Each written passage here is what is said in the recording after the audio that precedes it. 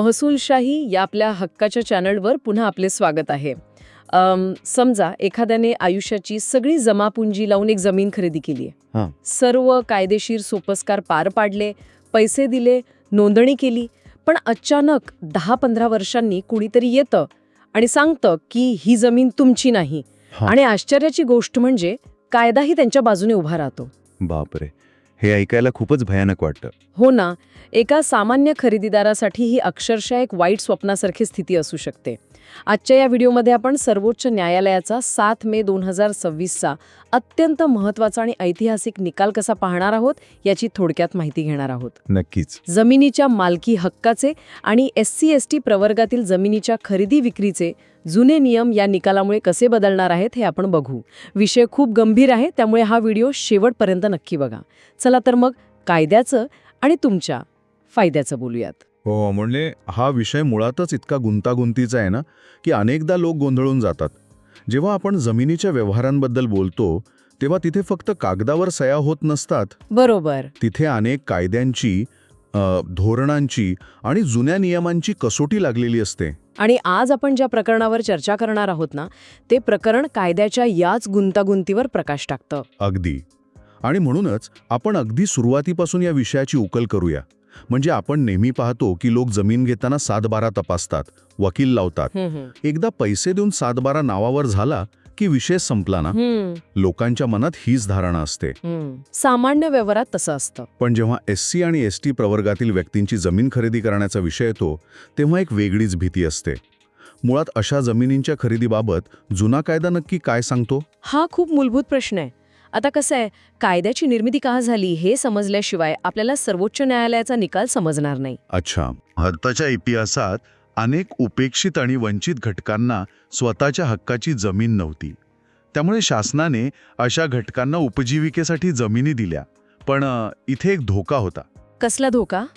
काही प्रभावशाली लोक या गरीब लोकांना पैशाचं आमिष दाखवून त्यांच्या जमिनी अगदी कवडीमोळ भावाने विकत घेऊ शकले असते. म्हणजे शासनाने जो उद्देश डोळ्यासमोर ठेवून जमीन दिली होती तो उद्देशच या फसवणुकीमुळे नष्ट झाला असता. अगदी अचूक. याच शोषणाला आळा घालण्यासाठी राज्यांनी विशेष कायदे केले. उदाहरणासाठी सांगायचं तर आज आपण ज्या सर्वोच्च न्यायालयाच्या निकालावर चर्चा करणार आहोत तो निकाल कर्नाटक शेड्यूल्ड कास्ट आणि scheduled tribe transfer of certain land act 1978 या कायद्याशी संबंधित आहे. या कायद्याचं कलम 4 आणि कलम 5 हे अतिशय कडक आहेत. अच्छा, काय सांगतो हा कायदा? कायद्याची तरतूद अशी सांगते की शासनाच्या किंवा संबंधित अधिकाऱ्याच्या पूर्व परवानगीशिवाय अशी मिळालेली जमीन कोणत्याही दुसऱ्या प्रवर्गातील व्यक्तीला विकता येत नाही. म्हणजे पूर्व परवानगी घेणं बंधनकारक आहे हे समजायला सोपं आहे. पण समजा एखाद्याने ही परवानगी न घेताच व्यवहार केला तर काय होतं? इथे सगळ्यात मोठा धोका लपलेला आहे.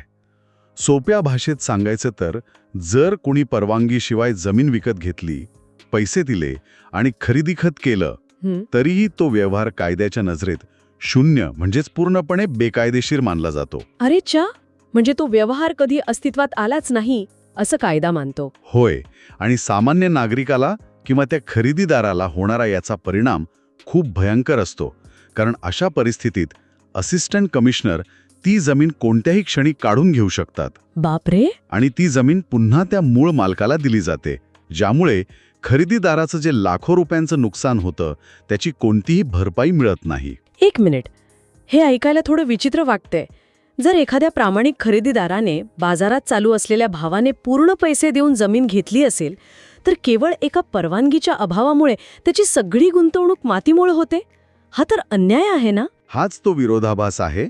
कायद्याचा मूळ हेतू चांगला आहे, पण त्याचा वापर जेव्हा चुकीच्या पद्धतीने होतो तेव्हा न्यायव्यवस्था कशी भूमिका घेते हे पाहणं महत्त्वाचं ठरतं. बरोबर. आणि म्हणूनच 7 मे 2026चा सीतम्मा विरुद्ध स्टेट ऑफ कर्नाटक हा निकाल इतका ऐतिहासिक ठरतो. मग आपण थेट या सीतम्मा केसकडेच वळूया.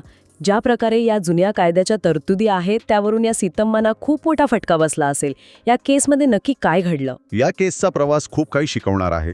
आपण हे एका चेकलिस्टसारखं टप्प्याटप्प्याने समजून घेऊ. पहिली गोष्ट, मूळ मालकाला जी जमीन शासनाकडून मिळाली होती त्यावर एक अट होती. कसली अट? पुढील 15 वर्षे ही जमीन कोणालाही विकता येणार नाही हा एक प्रकारचा लॉक इन पिरियड होता. दुसरी गोष्ट, त्या मूळ मालकाने ती 15 वर्षांची अट प्रामाणिकपणे पाळली आणि 1997 मध्ये त्याने ती जमीन एका व्यक्तीला विकली. अच्छा. आणि तिसरा टप्पा असा की अपील करणाऱ्या सीतम्मा यांनी 2003 मध्ये ती जमीन विकत घेऊन कायदेशीर ताबा मिळवला. इथपर्यंत तरी सगळं अतिशय सुरळीत वाटत आहे. म्हणजे मूळ मालकाने 15 वर्ष थांबण्याची अट पाळली आणि मगच जमीन विकली. यात तर काहीच गैर दिसत नाही. वरवर पाहता तसंच वाटतं, पण धक्कादायक वळण तेव्हा आलं जेव्हा 2006-07 मध्ये असिस्टंट कमिशनरकडे कारवाई सुरू झाली आणि मूळ मालकाने जमीन परत मागितली. काय? म्हणजे ज्या माणसाने स्वतः पैसे घेऊन जमीन विकली तोच माणूस 10 वर्षांनी येऊन जमीन परत मागतोय.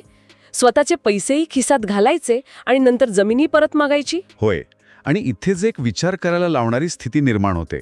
कारण जेव्हा हे प्रकरण कमिशनर, मग ट्रिब्युनल आणि अगदी हायकोर्टापर्यंत गेलं, तेव्हा या सर्व अधिकाऱ्यांनी आणि खालच्या न्यायालयांनी जुन्या कायद्याचा आधार घेत सीतम्मा यांच्या विरोधात निकाल दिला. हायकोर्टाने सांगितलं की पूर्वपरवानगी नव्हती, त्यामुळे व्यवहार रद्द. त्याला कायद्याची आठवण येते. मग अशा परिस्थितीत न्याय कसा मिळणार? सुप्रीम कोर्टाने असं काय वेगळा विचार केला? इथेच सर्वोच्च न्यायालयाचं वेगळेपण समोर येतं. सुप्रीम कोर्टाने इथे फक्त तो 1978चा कायदा पाहिला नाही, त्यांनी या प्रकरणाला एका वेगळ्या कायद्याच्या कसोटीवर घासून पाहिलं. तो म्हणजे लिमिटेशन ऍक्ट. अच्छा, मर्यादा कायदा. हो, मर्यादा कायदा. सुप्रीम कोर्टाने यातील कलम 137, 58 आणि 59चा अतिशय स्पष्ट संदर्भ दिला. थोडं सविस्तर सांगाल का? हा कायदा नक्की काय काम करतो? लिमिटेशन ऍक्टची तरतूद अशी सांगते की कोणत्याही व्यवहाराला किंवा दस्तावेजाला आव्हान देण्यासाठी एक ठराविक वेळेची मर्यादा असते. सामान्यतः ही मुदत 3 वर्षांची असते. याचा सोपा अर्थ असा की मूळ मालकाने स्वतःच्या मर्जीने पैसे घेऊन जमीन विकली आणि मुदत संपल्यावर कायद्याचा फायदा घेत जमीन परत मागितली तर ते मान्य केलं जात नाही. म्हणजे एक प्रकारची एक्सपायरी डेट असते. तुमचा दावा कितीही खरा असला तरी वेळेची मर्यादा संपल्यावर कायदा तुम्हाला मदत करत नाही. अगदी योग्य. याचा फायदा म्हणजे केवळ कायद्याचा बाऊ करून कुणीही पैसे उकळू शकत नाही किंवा खरेदीदाराची फसवणूक करू शकत नाही. सुप्रीम कोर्टाने स्पष्ट केलं की जर मूळ मालक व्यवहारात स्वतः सामील असेल, बरोबर, आणि त्याने जाणीवपूर्वक उशीर केला असेल तर जुन्या कायद्याचा फायदा त्याला मिळणार नाही. हे ऐकून मला वाटतं अनेक लोकांना मोठा दिलासा मिळाला असेल. आणि मंडळी, अशीच महत्त्वाची आणि कायद्याची अचूक माहिती मिळवण्यासाठी आपल्या महसूलशाही चॅनलला लगेच सबस्क्राईब करा, व्हिडिओला लाईक करा आणि तुमचे प्रश्न कमेंट करायला विसरू नका. नक्कीच. चला तर मग आपण आजच्या या संपूर्ण कायदेशीर चर्चेचा एक छोटा, सोपा आणि संवादात्मक रिकॅप घेऊया. म्हणजे पाहणाऱ्यांना सर्व मुद्दे एका दृष्टिक्षेपात समजतील. हो, आपण असा निष्कर्ष काढू शकतो की सर्वोच्च न्यायालयाचा हा ऐतिहासिक निकाल सांगतो की कोणत्याही दस्ताला आव्हान देण्यासाठी 3 वर्षांची मुदत असते. वेळेवर कायदेशीर पावले उचलणे अत्यंत महत्त्वाचे आहे. या चर्चेमुळे अनेकांची फसवणूक कशी टळू शकते हे स्पष्ट होतं. कोणीही जुन्या प्रकरणांचा आधार घेऊन तुम्हाला ब्लॅकमेल करू शकत नाही. नक्कीच. आणि नागरिकांनी पुढील व्हिडिओसाठी त्यांच्या जमिनींचे प्रश्न आणि विषय खाली कमेंट बॉक्समध्ये सुचवावेत. अधिक सविस्तर माहिती आणि संपर्कासाठी आपल्या व्हॉट्सॲप तसेच टेलिग्राम ग्रुपमध्ये सामील व्हा. हो, तिथे आपण सविस्तर चर्चा करू शकतो. आणि हा व्हिडिओ आपल्या मित्रांना व्हॉट्सॲप ग्रुपमध्ये फॉरवर्ड करा, जेणेकरून माहिती प्रत्येक गरजू व्यक्तीपर्यंत पोहोचेल. अगदी बरोबर. लवकरच भेटू पुढील भागात. धन्यवाद. जय महाराष्ट्र.